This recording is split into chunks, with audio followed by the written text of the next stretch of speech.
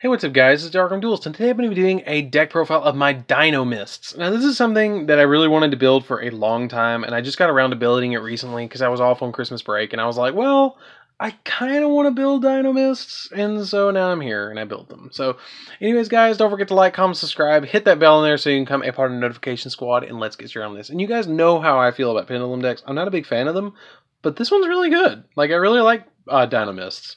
So let's get straight on this. I mean, even summons Nova or Infinity like over and over again.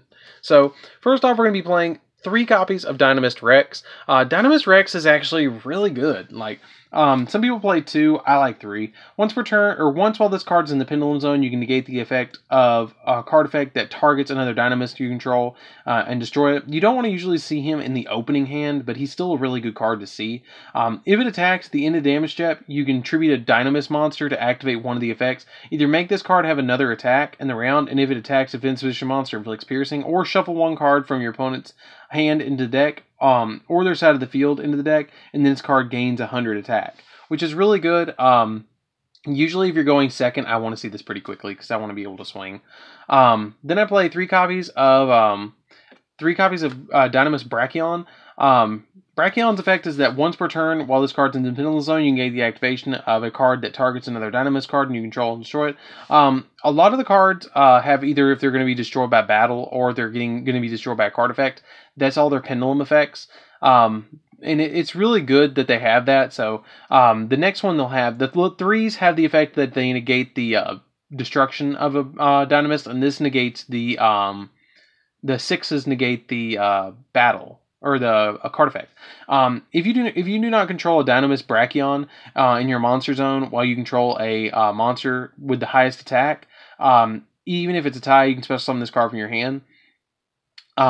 It's a really good card as long as your opponent controls a monster that has higher attack, and that's not too hard for your opponent to control. Then I play 3 copies of Dinomist Ceratops. Ceratops' effect is that if all monsters your opponent controls or all monsters you control are Dinomist minimum 1, and none of the Dinomists are Ceratops, you can special summon this card from your hand. So it just gets you another monster on board, and it's 2100, so it's pretty big. And this deck is actually pretty cheap too, just saying. It's really easy to play too, so it's just interesting. So then I play 2 copies of Dinomist Spentnose. Spentnose is basically a really good OTK maker. You can tribute another Dinomist monster and then activate one of these effects. Either this card can attack your opponent directly, or this card can make a second attack during each battle phase. I love that effect about it, but it's a good 2 of, to be honest with you, because I don't want to tribute too many of my Dinomists. Even though I can recover them from the extra deck, I only want to play the 2 of them. But that's what I was talking about too. His Pendulum X is if another Dinomist monster you control would be destroyed by battle or by card effect, you can destroy this card instead. All the 3s kind of share that effect, and all the 6s are you can once while they're in the Pendulum Zone, they can negate the destruction of a Dinomist monster you control, which is really cool. Then we play 3 copies of the Dinomist Peteran. When it destroys an opponent's monster by battle, you can add a Dinomist card from your deck to your hand. Then I play 3 copies of Dinomist Peleos. Its effect is that all Dinomist monsters you control or all monsters your opponent control lose 100 attack and defense for each Dinomist you control. So they can lose they can lose quite a few life or quite a few attack points with just playing this card. So that's why I played at 3. Then I play 3 copies of Speedroid Passing Glider. Passing Glider is a good card in this deck because what it does is it's basically like Cyber Dragon. If there's no monster on the field, if there are no monsters on the field, you can special summon this card from your hand, and then you can only special summon Speedroid Passing Glider once per turn this way, which is not that big a deal. But that's pretty much what you use it for, is the opening play to special summon it out to get our Infinity out really easily. Then we play 3 copies of Magical Adductor. This card is pretty good in the deck. I think it's a good 3 of in the deck because it involves like getting the tokens, because each time a spell card is activated, you get to place a spell counter on this card, and then after it gets 3 on it, you can remove them and then add a Pendulum monster from your deck. So it searches anything in the deck, which is really good.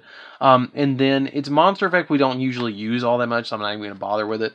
I play 1 copy of Curtain Raiser as well. Curtain Raiser is just an overall really good Pendulum monster to be able to summon out and link it away.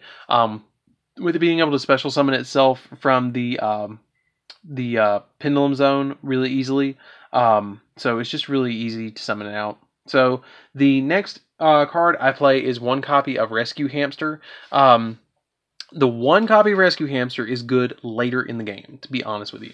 You can base this card from your Pendulum Zone to target 2 Pendulum monsters in your Monster Zone with the same name from your extra deck and add them to your hand, which is really good. Or 2 Pendulum monsters in the same name in your extra deck and add them to your hand, which is great because it gets you your Pendulum Scales to get you some stuff to special summon out and your Pendulum Scales. It's good in Master Rule 4 as well. And if it's normal summoned and you have a face-up level 5 or lower Pendulum monster in your extra deck, you can tribute this card to choose one of the level 5 or lower Pendulum monsters in your extra deck and special summon 2 monsters from your deck with the same name as that card, but they have their effects negated, which isn't that big a deal with your Dinomists.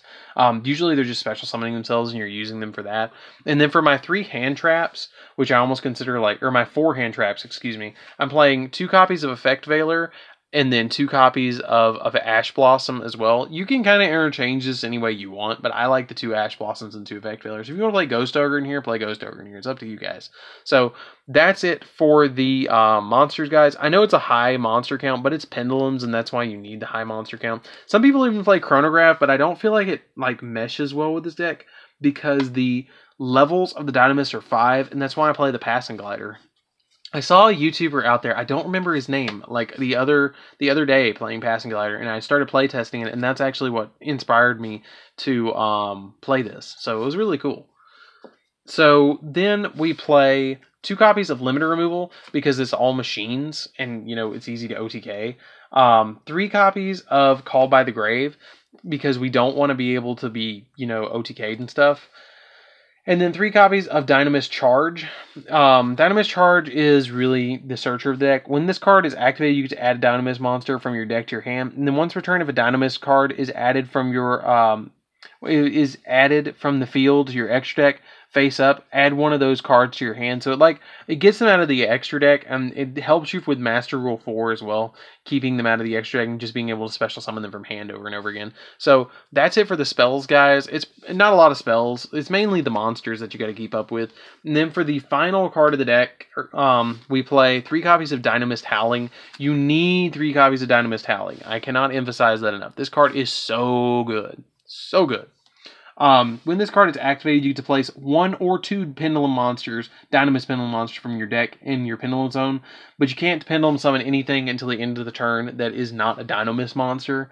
And then once per turn, if this card is already faceable in your spell and trap card zone, you can tribute a Dinomist monster, target 1 card your opponent controls, and return it to the hand. Like, they could have just stopped with, let me just put my Pendulum Scales on the field. But the returning to hand just puts this card over the edge to be able to just be that really busted card. Like, it's just a really good card overall. So 3 of it is a necessity. So, and it has my 2 favorite Dinomists on it too, because like Spit Nose and Rex. So that's it for the main deck, guys. Let's get into the extra deck. So for the extra deck, we're going to be playing 2 copies of Cyber Dragon Infinity because of the ease of being able to go into it and the negation.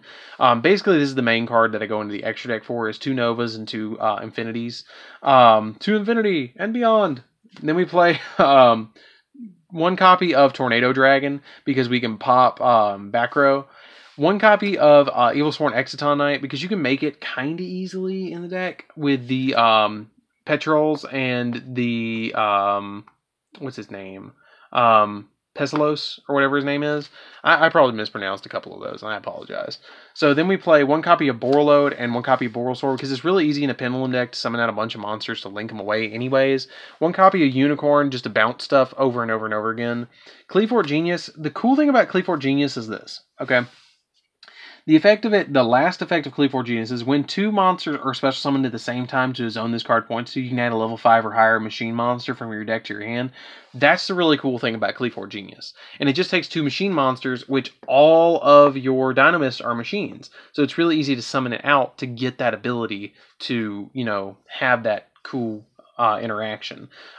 Phoenix and Cerberus just to pop spells and traps. Electromite because it's a Pendulum deck and you have to play this in every single Pendulum deck. And then 2 copies of Mistar Boy. I play this at 2 because I want my Dinomist to get really big really quick.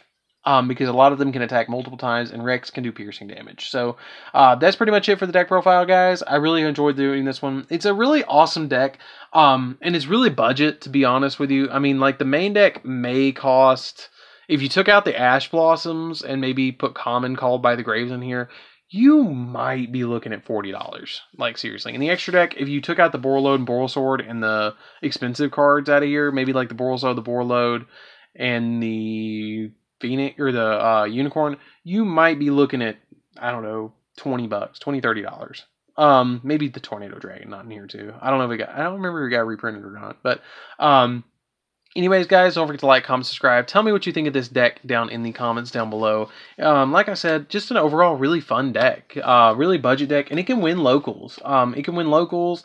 You could carry it even to, like, regionals if you wanted to. It's really interesting. It would catch people off guard, being able to summon the Infinities and then swarming the field with a bunch of monsters and being able to attack with them. So, anyways, guys, don't forget to like, comment, subscribe. Tell me what you think of this deck profile down in the comments down below. Hit that bell so you can become a part of the notification squad, and I'll see you guys in the next video. See you around, guys.